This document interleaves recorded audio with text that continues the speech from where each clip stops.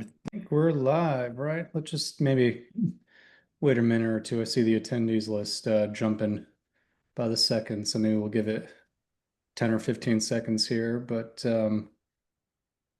yeah, excited to get started. All right, well, we are a minute over, so in the interest of time, let's get started. So, excuse me. Welcome everyone to today's webinar on the key retailer return trends of 2025. I'm Matt Hertz, co-founder of Third Person, and I'm here with Shauna Bowen, the Executive Vice President and Chief Digital and Transformation Officer with Radial, and Kyle Bertin, the co-founder and CEO of Two Boxes. I will allow both Shauna and Kyle to introduce themselves, but before we do that, just fair disclosure, I am an advisor of Two Boxes, so I do have an interest in their success. I wouldn't be an advisor if I didn't believe in their mission and believe in what they're doing. But just wanted to disclose that, and I'm also good friends with the Radial team as well. So with that said, maybe we'll turn it over to Shauna to allow her to introduce herself. Yeah, thanks, Matt, and welcome everyone. Good morning and good afternoon, depending on where you're sitting today. I'm Shauna Bowen. I'm coming to you from Colorado Springs, Colorado. I am the Chief Digital and Transformation Officer for Radial. What does that mean? It's a lot of words. I'm accountable for strategy and transformation for Radial, the product component, as well as technology. So all three are under my remit. Just super happy to be here and looking forward to this session. Shauna, thanks, Matt. Good to see you both, and thanks everybody for being a part of this. So, everybody, I'm Kyle Bertin. I am the co-founder and CEO at Two Boxes. I'm coming to you from not too far away from Shauna. I live in Denver, Colorado. We for those of you who are not familiar with Two Boxes, we partner primarily with third-party logistics providers like Radial, as well as merchants to help drive more intelligent, efficient, and profitable return processes for both 3PLs and brands. We like to say that we make returns an asset instead of a liability. Really excited to talk through the survey that we partner with Radial on today, and hope that everybody will make this kind of interactive with questions in the chat and the Q&A. So thanks, Matt. Thanks, Shauna. Yeah, absolutely. And as Kyle just said, we do have that Q&A function on the bottom there, kind of right on the bottom of your screen there. So feel free to post questions in real time. We might address them in real time, but certainly we're going to save a few minutes at the end for Q&A. If there's certain questions that we don't get an opportunity to address, I'm sure Shauna and Kyle will be happy to address offline as well. So with that being said, we'll love to dig into things, and really excited to talk returns because it's really timely, right? I think we see that typically 30 to 60 days ish after the holiday season, and as the holiday season kind of comes even closer to where we are now in the calendar, it's really starting to kick off in the next few weeks. So this is incredibly timely, and we'll love maybe just to start with Kyle, if you wouldn't mind describing this Radial and Two Boxes survey data, essentially describing like what retailers are facing, like what's kind of the state of the union today with returns and how it's been impacting retailers. Yeah, absolutely. Happy to. So first and foremost, we got this great opportunity to partner with Radial on a survey of retailers and merchants. And so just so everybody knows, there's about 200 retailers who responded across a variety of industries. So apparel, footwear, accessories, home improvement, health and beauty, electronics, kind of really every vertical. We did this back in the summer, back in July. And the size of the merchants was effectively between 50 million on the low end to about $1 billion of revenue on the high end. So a good cross section of, a lot of the merchants that Radial and many others serve, but even up into like kind of the larger, contract logistics space, which obviously Radial also supports. And I think, we're going to dig in a lot more, and I won't steal kind of like anybody's thunder on the call, but, I think it's sort of, a few things that I'd highlight. The first is that returns are just not going away. So, folks who were surveyed, the vast majority of them said that returns were either staying the same or increasing.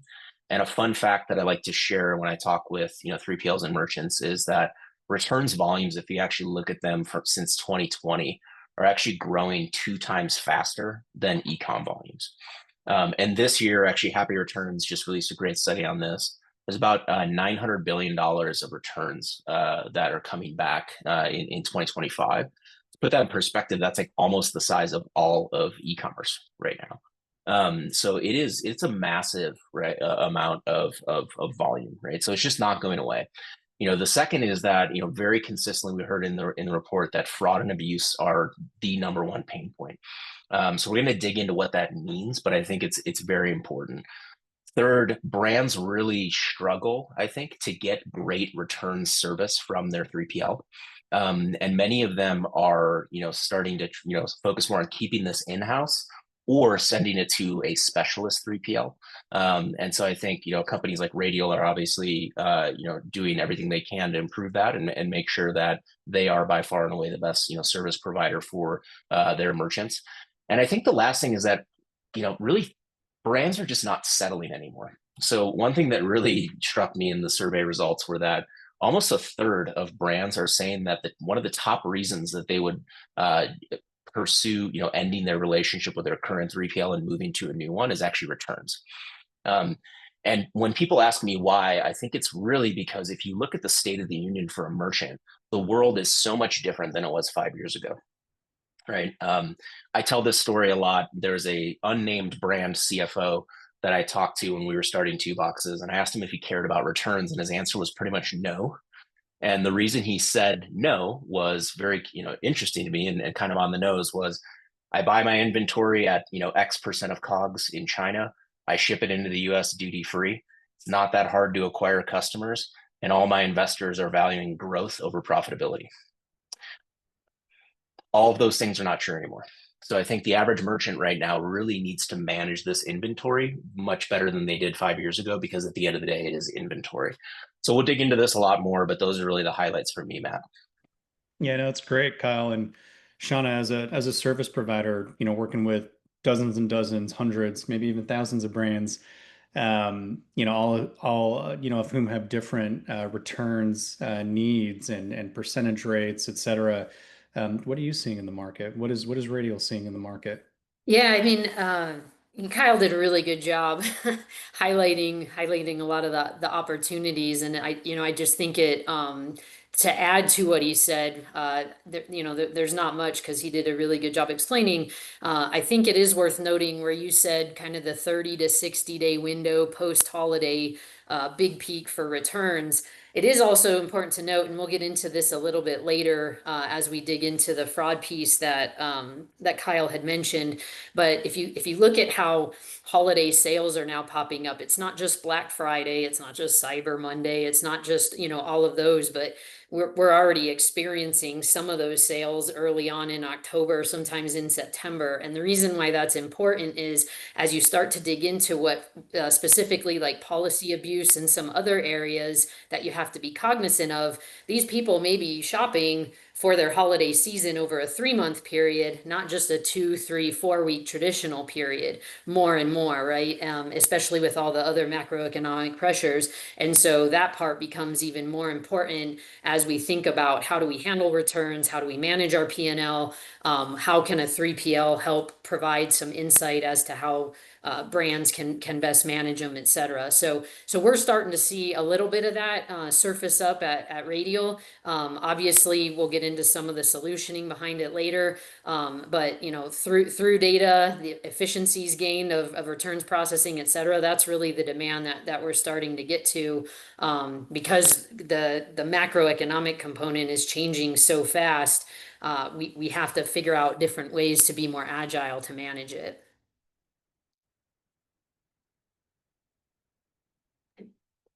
Matt, I think you're on mute there, buddy. Happens to the best of us. I'm going to do it at least Darn. once on this. Darn. Since 2020. Yeah, at least that was only 4 or 5 seconds of talking to myself.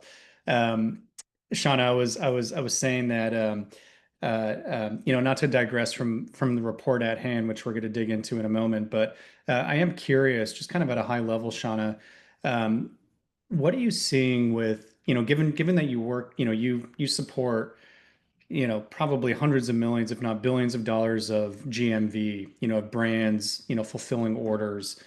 Um, just like over the last, few years, maybe since COVID, are you seeing that like, not that I'm, necessarily the old guard, but I've been in the industry for about 15 or 17 years. And even as recently as 15 years ago, the sort of peak, Q4, from, Black Friday, Cyber Monday through Christmas, that was like, you know, all hands on deck, I mean, they called it Black Friday for a reason, right? The retailers, went into the black or turned green over that weekend. Are you seeing like a shift where, I think you mentioned that like there's a few events throughout the year. I mean, Amazon just had their like October Prime Day a couple of weeks ago. Like, is peak still kind of peak as we grew up, or has that kind of evolved and therefore like shifted the returns dynamic in the market? Yeah, sure. So peak is still peaky, if you can use that as a word. Peak is definitely still peaky. And total consumer spend probably, or total volume probably max out is probably just not as peaky. It carries throughout a little bit longer. But for a total amount, it's probably, similar type trends. And so usually you see it bleed kind of late Q3 and then through Q4 is where you see it. There's still a peak, and that peak is still, maybe it's not 5x, maybe it's 4x, 3.5x, 4x. But there's also these spot peaks, if you will, that you have to be accounted for. And so to my point about returns and the effect that that can have on it is people maybe just holding, waiting for the next best deal to decide whether or not this is the gift or this is what they're going to keep, versus, within that shorter window and then the 30 to 60 days post holiday. So it's just something you have to balance and account for. Yeah, absolutely. Kyle, sorry, were you going to say something there? Oh, I was just going to underscore, I agree with Shauna. I think we see the same, like peak is still peak. Average merchant on two boxes will see 2 to 3x the return volume during Q1 than they do kind of on a monthly average throughout the rest of the year.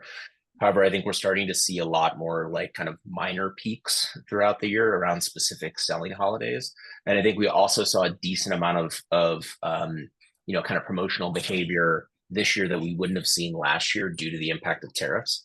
Yeah, I think it's going to continue to, sort of go down that trend of peak is still peak, but there's much more consistent return volume that 3PLs have to deal with year round. Great. Okay, well let's dig into this report because that's why the 100 or so of us are here today. So Kyle, maybe I'll start with you here. We'd love to kind of dig into the top three pain points that were uncovered in the survey. So I won't lead the witness. I'll let you kind of address them. But yeah, excited to kind of dig into some of these key pain points. Sure thing. So I'd say the big three are fraud, number one. And number two was honestly brands just trying to figure out ways to avoid returns, which is probably the best return policy for any merchant. And then the third is timely refunds. And I think it's not just timely refunds.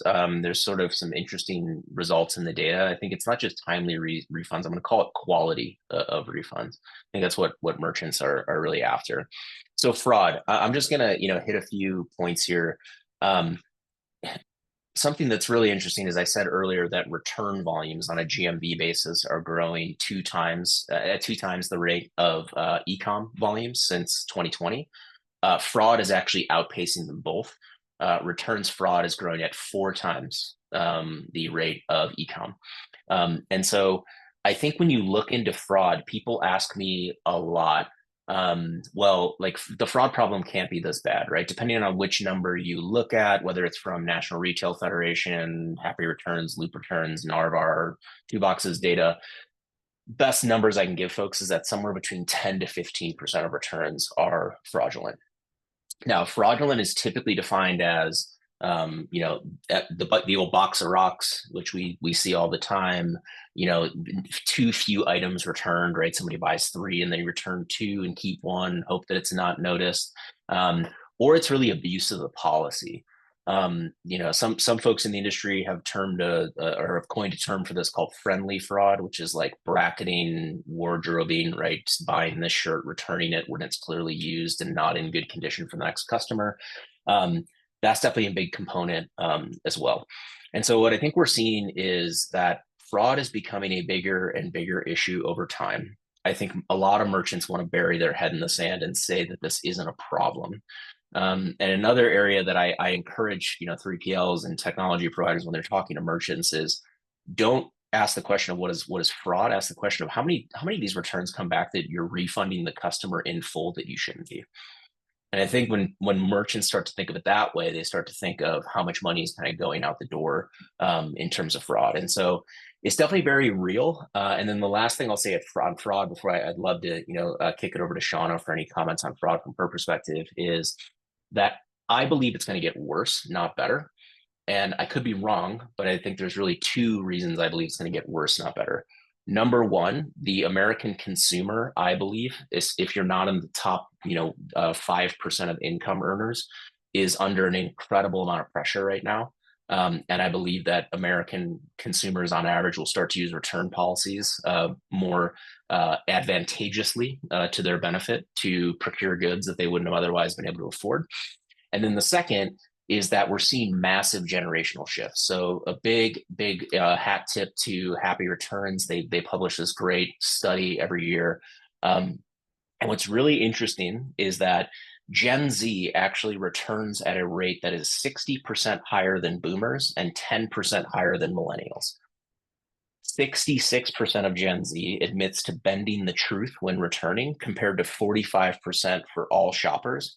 And almost 40% of Gen Z admits to engaging in fake returns, meaning returning an item that they didn't buy, keeping items, or what's called fake tracking ID fraud, which is a very sophisticated form of label tampering to receive a return when you don't actually receive the items. So I think when you think about just kind of macro and generational shifts, I think we're going to see more, not less fraud. So anyways, that's my spiel on fraud. Shauna, what do you think from your perspective? That's interesting. We did a similar consumer types facing survey, and relative to Gen Z, we definitely saw an over-indexing. I think the point where you said it's like friendly fraud, it's almost like it's just a gray line. Maybe it's just some guardrails or guidelines on returns, not as kind of stringent, and there's an opportunity to negotiate, if you will. And so that your perspective on what to ask merchants as it relates to how much are you refunding versus what you actually should be refunding is a great way to think about it. Because you can't just bury your head in the sand anymore, given the rates at which returns are happening, especially under the greater umbrella of the fraudulent returns. So we're seeing very similar situations, similar survey results, et cetera. And it is quite interesting, and even for myself. As a consumer, and then I have a 16-year-old daughter that's a avid social media consumer. When she's looking to just buy her homecoming dress, she pretty much ignores the return policy. She's like, because that's just loose, right? They'll still take it, they'll do whatever you say, right? So it is interesting just in even her as a 16-year-old, her train of thought or line of thought as it relates to it. And so I can definitely see it manifest itself in real life.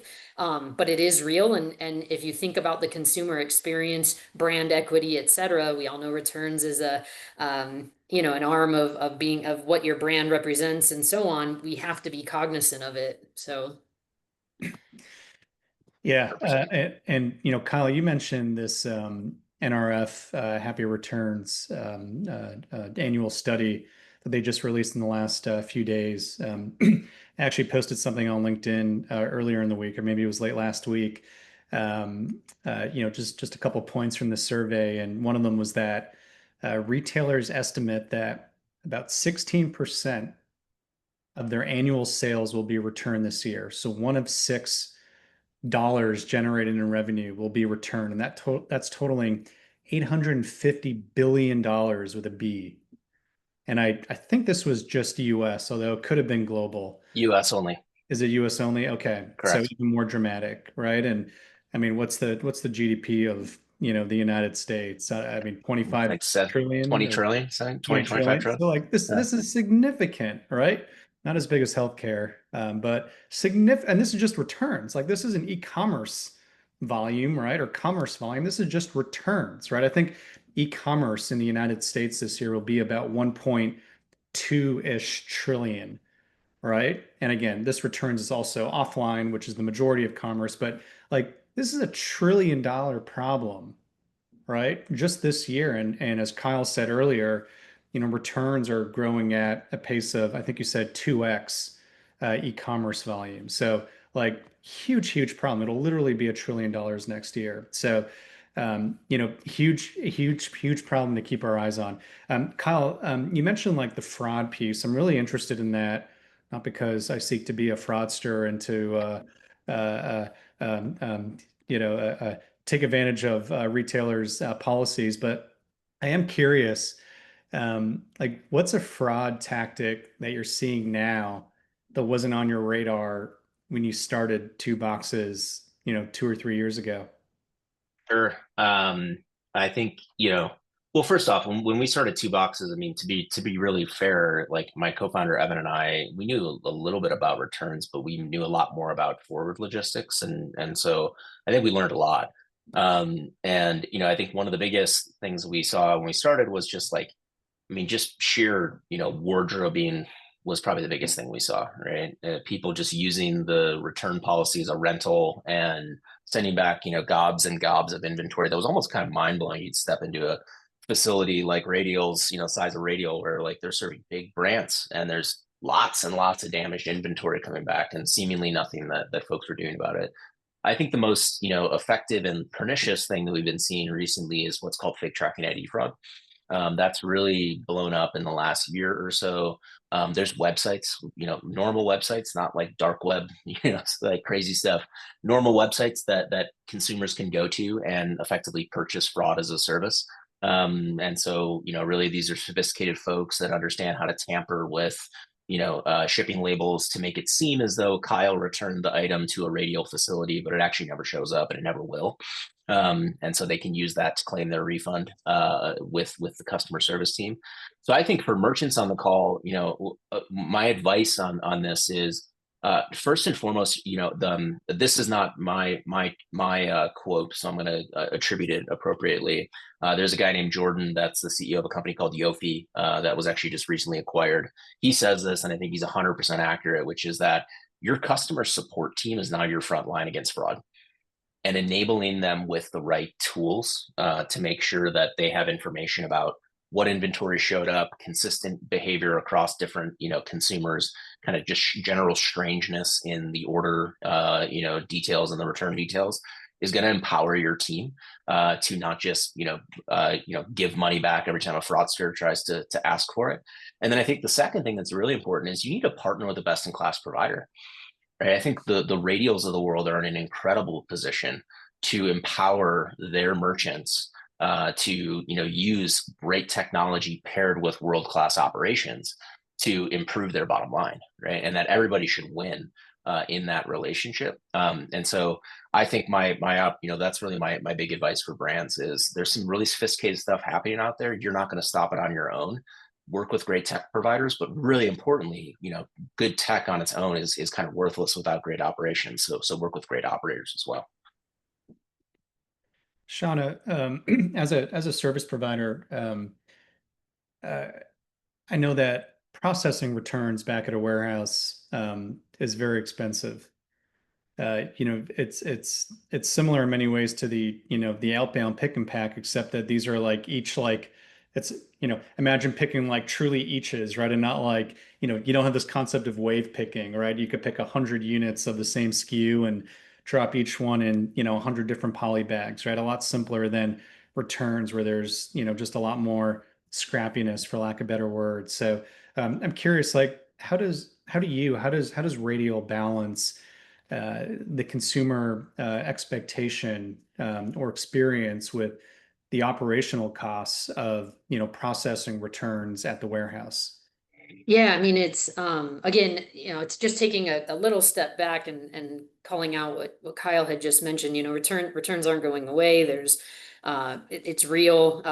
The scenarios that he's described are real, and so at the end of the day, you have to control what you can control because there's going to be these other factors that are going to be a little bit more loose that you have to protect against, and so through that, having a separated, set aside out, really lean on processes, um, inspection, technology, all coming together, where it's the typical people process technology scenario is extremely important, right? And having somebody who can do it day in, day out in an effective and efficient way, not just for the merchant's P&L, but also for the consumer experience. Because as a consumer, you can't let it sit there. You don't want to wait 3 weeks from the time it arrived at a warehouse to actually be processed or refunded either, right? Which gets us into some other points about when the refunds actually hit and processing times, et cetera. But that's really where it matters. And I do agree specifically with Kyle. It's not just the operation. It's not just the technology. It's those combined that really are the sweet spot for being as effective as possible to manage the total experience for the consumer, most importantly, but then also not letting it negatively affect your bottom line. Yeah. I want to talk about fraud a little bit. Excuse me. It sort of reminds me, I think at least some of us on this webinar probably remember Jet.com, which Mark Laurie started, and I think he sold it to Walmart, if I recall. And he started Diapers.com, and was a very successful entrepreneur out in New Jersey. And one of the kind of funky values of Jet.com was that um, when, as a consumer, when you would purchase something on Jet.com, you can essentially elect to forego or return. So in the checkout flow, you can select, basically opt in and say, hey, I will not return this. And they gave you some discount. I can't remember what it was. Maybe there was a percentage of the order total or, a few dollars, et cetera. But I thought that was incredibly innovative at the time, and this is probably 10 or 15 years ago. So, fast forward to today in the survey that Two Boxes and Radial just released, the survey showed that 69% of retailers claim that they are generally handling fraud well. But it's also the top returns issue. So in my head, I'm like, how do those two map together, right? That's like cognitive dissonance. So they're really not connecting that they don't really handle fraud well. So, what ways do most brands, or I should say, in what ways do most brands like handle fraud today? Like, how should brands manage it differently? Kyle, you went into detail about how customers are abusing, fraud policies, and it seems like brands that I shop from, and not just Amazon, but non-Amazon brands, many of the retailers that I purchase from on Shopify or other platforms, like it doesn't seem like they might be aware of the fraud issues, but from a consumer perspective, they don't seem to really be combating that. So, Sean, I would love to kind of ask you, what are some of the techniques that you've seen successful brands do to really help challenge some of these prevalent fraud issues? Yeah, so I happened to be working at Walmart when Jet was acquired, and so the example you just gave, it was absolutely innovative, and at Walmart we had looked to see how you could apply something similar, similar thought process, similar like kind of thinking out of the box mentality, and I think you do start to see it surface up a little, maybe how you return produce, and you know what, we're just going to give you the money back instead of you bringing produce back to a store, right? Like, what am I going to do with it once it's on my counter? So there's some nuances there that I think we can learn from others where it may be applicable in certain scenarios or just being innovative.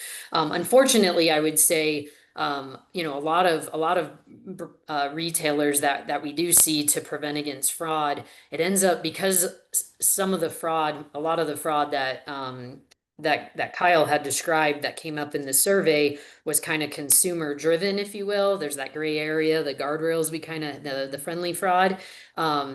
Unfortunately, sometimes folks just go back to being stricter on their policies, right? Which then has a negative implication on consumer experience. And so, whether it be, only a 10-day return window or a restocking fee or something to that extent. And so, where we're seeing, probably a little bit more success, is maybe an upfront kind of fraud detection in advance, where maybe as long as it's done right, you can prevent the fraud from the bad actors, but still have an amazing consumer experience for the ones that aren't. Why spoil because there's a handful? Why let that handful of folks, or fraudsters, if you will, spoil it for the rest of everybody that's the end consumer across the board. So to me, again, it kind of goes. It goes back to this kind of technology and operational processes combined that can help create the right balance between minimizing fraud while maximizing the consumer experience, and ultimately resulting in a better bottom line result for the brand. Yeah, and Kyle, how do you think brands could get more sophisticated with this? Are there certain tools that you and the Two Boxes team are working on developing to kind of help them combat fraud? Yeah, totally. I think something we think about a lot is, if you were a merchant and you had this ability to, understand, kind of the full facts of the order and the return, before it happened, how would you treat that customer, right? And so, today, like, why is Amazon honestly pretty good at this overall? It's because they know your order history, they know your return history, they're vertically integrated, they can share all this information. And so I think, Shauna called out, there's a lot of really great pre-purchase tools. Companies like, Yofi, who was just acquired by another company called No Fraud, Signified. There's many others in the space that can help a merchant understand the risk of certain consumers even before they, complete a purchase. And so I think you can and should be using those tools if you're getting to, a large enough GMV, usually 10, 20 million in annual sales. I think where the industry is behind right now, and we're really keen to partner and help folks catch up is, well, there's also a lot of great data that you can get post purchase, right? So, what does the person actually say they're returning, right? What actually shows up in a building? And I think a big gap today is that there historically hasn't been great partnership from an operational perspective, but also a technology perspective between post-purchase returns tools and companies like Radial, right? Like Two Boxes can't generate great insights for a Radial merchant unless we're physically in a building empowering their team to process a return and collect the information about it in an efficient and intelligent way, right? So if you live in this world, and I think we're there right now, where a merchant that's at Radial could know, what does Kyle, the returner, say about his return when he's returning it? How does it get routed to the facility? Who actually receives it in the facility? How, what actually shows up? What quality is it in? What photos do we have of the inventory that came back? You can start to make much more strategic decisions around how you treat your cohorts of customers than you do today. And so I think that's a big opportunity for folks, and we're really proud to be partnering with a lot of the leading returns technology, providers like Loop and Narvar and Happy Returns, to kind of bring that future to today. Another thing I think you can do today, just as things that are available, out of the box that you can consider, and these are not. It's not a one size fits all for any merchant, in my opinion. But another thing you could be considering is, drop offs, right? Like if you physically tender a return in a storefront environment, via like a provider like a Happy Returns, that does have an impact on fraud, right? People are less likely to show up with a box of bricks to a Happy Returns location than they are, when they mail it in. And then what others you can start to think about, pushing some of the costs on your merchants. Companies like Redo are really kind of inverting the model to say, well, let's make the consumer pay for a portion of this, and I think they've seen a lot of success. But the future that we're going towards is, I think that merchants should be able to create tailored policies based on the risk of the underlying consumer, and that's really what we want to enable as we go forward. Yeah, Kyle, I think when you and I first met probably 3 years ago or so, one of the things that we talked about in one of those first conversations was this kind of concept of a credit score, right? If I want to get a mortgage or a new credit card or something, like we can argue about whether credit scores are actually indicative of the health of an individual or consumer when it comes to spending. But this idea of like a sort of e-commerce credit score is really, really interesting, right? Like, does Kyle return across all the shopping he does on Amazon and any other marketplace on Carhartt, on Thursday Boot, all the places where he likes to shop? Like, what percentage does he return, and what do those returns look like? Right? And Kyle, you've made the point that uh, just because you're a consumer and you have a high return rate, it doesn't mean you're a bad consumer. In fact, you could be a really great customer for that brand, right? Like, not all returns are cancerous, right? And I think that's a really important point. Oh, totally. There's actually there's some great data that we have from one of our merchants where, and in partnership with a company that I think might be on the call called Turn, where we were able to help identify for this footwear merchant that actually first time bracketing is more than likely to be a fantastic customer. If they buy three pairs of boots in three different sizes and they return them in high quality, that's much more likely long term to be a high LTV customer for you. But if you see consistent bracketing, that's actually usually a big problem.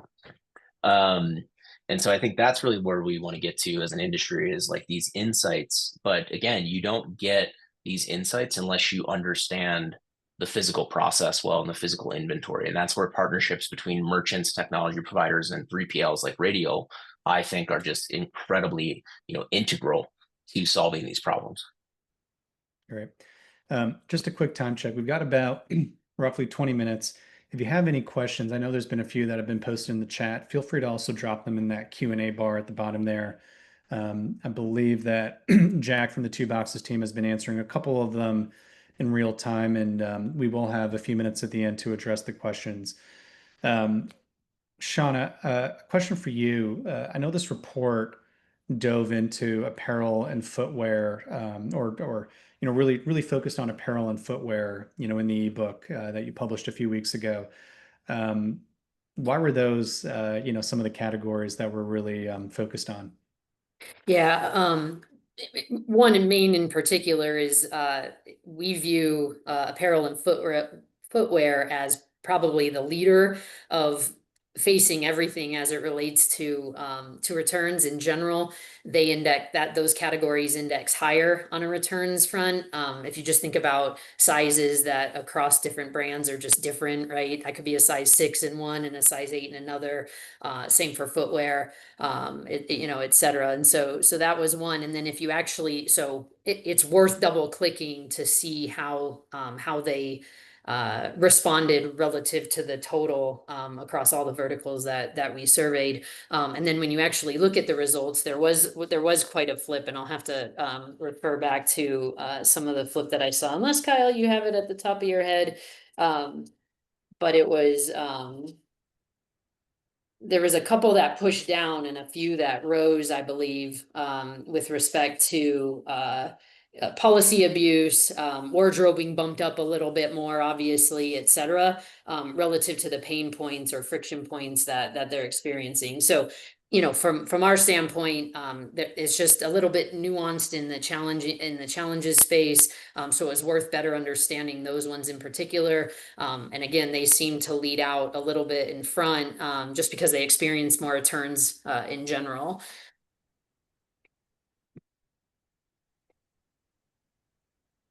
Sorry, Kyle, did you have something to add there? No, I mean, I don't have much to add. I think it's also an area where I think there's a lot more subjectivity and kind of balance of consumer expectations.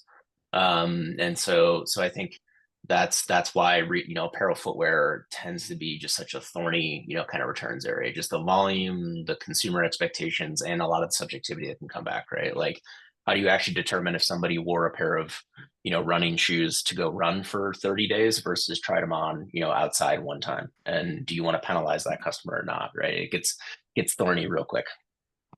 Yeah, I'm also like, and again, I know I mentioned Amazon a bunch, and I promise that I shop from non-Amazon places too. But if I'm average, then, an average US consumer, then 50 cents on every dollar I spend online is roughly Amazon. And there are certainly 3PLs like, Shauna's like Radial who support Amazon fulfillment, right? It's not just, FBA today. So I should caveat that. But I am so curious, like, so much of the stuff that I purchase on Amazon, which is largely commoditized, right? iPhone cases and cleaning supplies and toilet paper and nothing that's truly like unique and brand. When I do return, a share of those purchases, I've opened the Anchor iPhone charger box and I've already torn the tape on it and I've legitimately not used it, right? But I realized that, oh crap, it's not the right size or voltage or this, that, or the other. And I return it, pop it back in the box and bring it to my UPS store, half a mile away. And like, I know for certain that they're not re-merchandising that, right? I mean, they're selling it by the pound to these eBay resellers or, whatever it is, right? Sending up at a dollar store. So, like, I'm curious, like order of magnitude, and I hate to put both of you on the spot, but I'm curious in your experience, Shauna or Kyle, like if like, or like even Kyle with your, with your clients, like what percentage of returns that are returned of inventory that's returned to a warehouse, what percentage of that actually gets put back on the shelf, so to speak, versus like landfilled or trashed or liquidated? Yeah.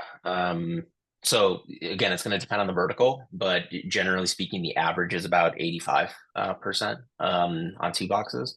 Now, a lot of that is apparel, footwear, accessories. What's really interesting to me is actually the correlation of like good returners and bad returners. Like we can actually track how many defects on a specific item come back by returner, right? And so what we tend to see is like 75-80% of returns just come back with no defects. Right. It's just like if anything, it needs to be like repolyed or retagged, and it can be put back to stock really easily. I think with like consumer electronics, with cosmetics, with a lot of other stuff, those return rates can be, or sorry, restock rates can be much, much lower, like less than 50% in a lot of cases. So it's really it's a huge, huge issue for sure. I don't know, Shauna, if those numbers jive with you. Yeah, they do, and just to add, some of it's regulation driven too. If a seal's broken, you got to get rid of it, right? So yeah, for sure on the two that you, the one specifically one that you mentioned from a cosmetics perspective and a reduction. But yeah, in general, I think you would see, yeah, we see similar trends. Yeah, one thing maybe I'll plug though that I think great operators like Radial do well is, like I said, there might be 75% of items that come back with no defects, but a lot of merchants are achieving 85, 90% restock rates. That doesn't happen without a great 3PL, That's right? right. Like you need to be able to give the proper instructions, the right QC, etc. And I think it's a win-win for 3PLs, right? If a merchant can pay Radial another X per unit to, rebox a pair of shoes, clean it up a little bit, get it back to stock. That's awesome for Radial. It's also amazing for a brand, especially in this environment with higher costs and higher tariffs. Yeah, I'm thrilled to hear that it's as high as 85%, Kyle. My guess would have been almost the inverse of that. Certainly a number that's a heck of a lot smaller than 85%. So if one out of six things on average is being returned, right? That NRF survey that suggested about 16% of spend is being returned, and you are putting back on the shelves, re-merchandising 85% of that, it makes it a little less painful. Um, Probably the last question from me before we get to some audience Q&A. Um, Maybe we can turn this conversation slightly more positively, although it has been a positive conversation. But how can retailers win at returns? right? I think we mentioned a few minutes ago that not all returns are bad. Returns happen, at times because of manufacturer defect, right? Among other reasons that the brand needs to know about. So, um, uh, uh, whether Shauna or Kyle want to kick things off, but yeah, I'm curious, if you can sort of describe how retailers, engage with partners to, reduce the returns cost and whether it's manage fraud more effectively or really turn returns into a competitive advantage and sort of a good thing. Johnny, you want to go first? Yeah, I mean, I'll go back to the, kind of the drum that we've been beating through this is between, whether it be technology and processes combined. The level of transparency and visibility to data coming in from all angles is extremely helpful. Understanding what's expected, when, who it's coming from, that can help see some success. But then that married with, we'll call them SOPs, if you will, for the operator to then process fast, right? There's a prioritization that could occur based on timeliness needed. But then what Kyle just described as being able to preserve 85% to get back on shelf in the kind of apparel and footwear space, that's extremely important. I'll go back to something I said earlier, is at the end of the day, returns are here, like they're happening at a high rate, right? We have to figure out how we can control what we can control, recognize and acknowledging what is going on, whether it be fraud or other scenarios. You have to focus on what you can control, and what you can control is in the space of leveraging technology, advances in technology, along with the processes to really just kind of streamline and effectively process the returns as efficiently as possible. Again, with the primary focus on consumer experience while minimizing negative impact to the bottom line. So I named a few. I know, Kyle, I was going to save some for you to add to it as well. No, that's awesome, Shauna. I mean, yeah, I think at the end of the day, the Shauna nailed it. It's really like this marriage of good tech and great operations. And another thing that I'll put in, and Shauna, I hope this isn't too controversial of a statement. I think generally speaking, if you're a merchant on this call, the dirty secret is like your 3PL on average really doesn't want to deal with your returns. Like they don't wake up every day and go like, oh my God, like I'm so pumped to deal with a footwear client with a 28% return rate and a 50-page SOP that they want me to follow when returns come back. And I think it's really indicative that Sean is on this call that like Radial's not, in that average right now. And so I think one of the things that you as a merchant should be doing first and foremost is understanding what are your needs as a customer and knowing what are you asking 3PLs to do, and then make sure that you really understand, is there going to be a true partnership there or not? Right? Because a lot of 3PL sales folks will meet you, they'll put a lot of things in our RFP, they'll say a lot of things, and then when the rubber hits the road, they're not actually going to do the job, and they'll miss SLAs and they'll have poor quality. And the answer at the end of the day, in my mind, usually tends to be there was just a total misalignment, like of incentives and pricing and structuring of that deal up front. Number one. Number two, there was usually a misunderstanding or just not a real partnership between the brand and the 3PL. Right? I say this a lot to brands. If you've never set foot in your 3PL's facility, you've never actually watched them process returns for like an hour or half a day, or God forbid, a full day when they come in, like you don't really actually understand what they're dealing with, and what you're asking them to do. So like really, I think it's important to like put boots on the ground, understand their processes, the limitations that maybe you're inadvertently creating for the 3PL, I think is really important. And then the last is like understand your technology needs, right? So if you are, if you need a really awesome exchange function, right? Then you should probably pick a different, there's like a couple RMA providers that I would say have an amazing RMA exchange provider or exchange functionality. You should work with them. If you really value drop-offs and consolidation, well, then maybe you should work with Happy Returns or somebody like that. If you really, require, I don't know, like re-commerce integrations, right? There's all sorts of different providers. So like really understand, what are you trying to accomplish? How are you trying to accomplish that? What are the best technical providers that you can use? And I think if you do those, three things well, like even the first two, just understand like who are you working with? Are they incentivized to solve this problem with you? Number two, do you understand the process that you're putting into a warehouse and what you're asking of a 3PL? If you do those two things well, I think you're 80% of the way to the problem, or sorry, the solution. And then the last 20% in my mind is like pick great technology and use it, because I think great tech is going to have a massive ROI for everybody involved. Yeah, the next question I have here, I'm going to ask this somewhat judiciously, but um, either of you think that retailers are creating some of their own returns problems with overly generous policies designed to compete with Amazon? This kind of free, no questions asked, no strings attached, 90-day policy. I think Amazon might be 30-day policy generally. Um, yeah, are they kind of creating their own problems without the coffers of Amazon? I'll give my perspective. I don't have data backing it, if you will. I do think there's a component of cost of doing business, and merchants have to weigh out the value of them controlling their brand, their customer service, et cetera, versus say fulfilling through Amazon. And there's a cost of doing business with Amazon as well, right? And so you have to kind of look at it holistically to understand by channel where you're going to deliver the most value to the consumer. That's also going to funnel through all the way to your bottom line. And so it may be a trade-off discussion with respect to that, where I can get more volume through retailer.com versus say an Amazon, while I may have to give up a little bit on the returns problems that maybe I do create for myself. Net all in, maybe I do get better bottom line value all the way through versus not.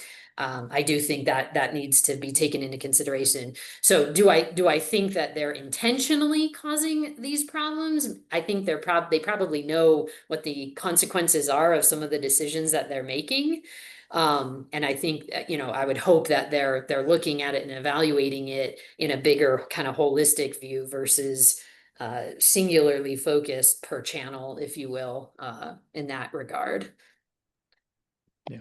Yeah, I Just mean, I my guess, perspective. yeah, I know. I think the question is like, are they intentionally creating problems? I don't know if they're intentionally. I think in most cases, a lot of well, again, anecdotal, not necessarily backed by like a full data analysis, but everything I've seen is, yes, I think on average, retailers and merchants create a lot of returns problems.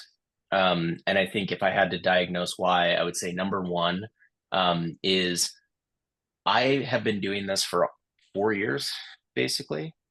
I've only met two organizations in the last 4 years, and maybe there are more, but I've only met two that have someone whose title is that they are like the head of returns or like the VP of returns, like they own it, right? I think on average, the average like merchant, retailer, it's like the Spider-Man meme, like everybody just pointing at each other. It's like, well, the head of ecom wants this from returns, and the VP of operations want this, and the VP of finance wants that, and they don't actually, nobody owns it, and it's kind of just like, whatever.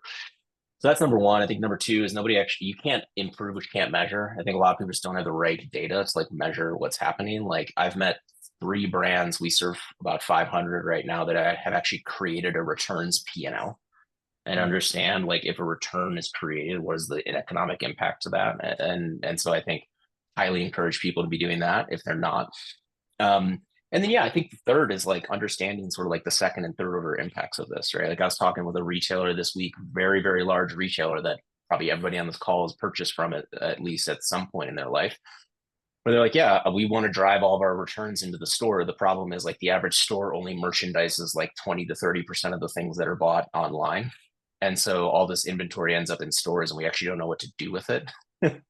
And like to send it back to a fulfillment center is like a lot of times too costly for what it's worth. And so we end up just like throwing stuff away or putting it on like deep discount, right? It's probably not the best policy, but it's the one that's most effectual today. So anyways, I think a lot of people are causing a lot of their own problems, but you just got to measure it and decide where to go. Yeah, great. We have time for probably two questions, two final questions. I'm going to get to Amanda's next. Amanda Smith has asked, with the holidays in mind, do you all have any historical data or insight into what most merchants are offering for extended return policies? Any perspective, Shauna or Kyle, even as a consumer perspective, not necessarily as a Yeah. supplier? Yeah, actually, I think I'll do a plug here. I think Loop, could be wrong on this, is releasing like a holiday kind of like benchmark report, or has released one soon. I'd keep your eyes out for that. They know a lot. They have their finger on the pulse really closely with the Shopify ecosystem. My experience, usually an extra 15 to 30 days is about right. It's about the same. Yep. Yeah, I think Amazon, yeah, generally they offer about 30 days from, I think it's from the point it was delivered, which is usually just a couple days after you've purchased it. And during the holidays, just anecdotally, it feels like from around like the beginning of November, they kind of extend that through the end of January. So they kind of give you the better part of 2 or 3 months to return. Now, again, that's Amazon and not, an SMB, but yeah, definitely extended.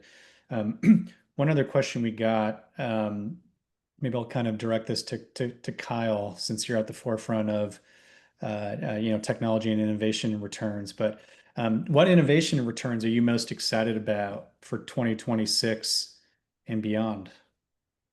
Oh wow. I mean, there's a lot. I plugged one earlier, which is like I believe we're going to have much more like kind of cohort driven return policies that are going to continue to get, launched into the market over the next few years. I'm excited about that. Another partner that we work with that I think does a great job is called Freight Returns, FRATE.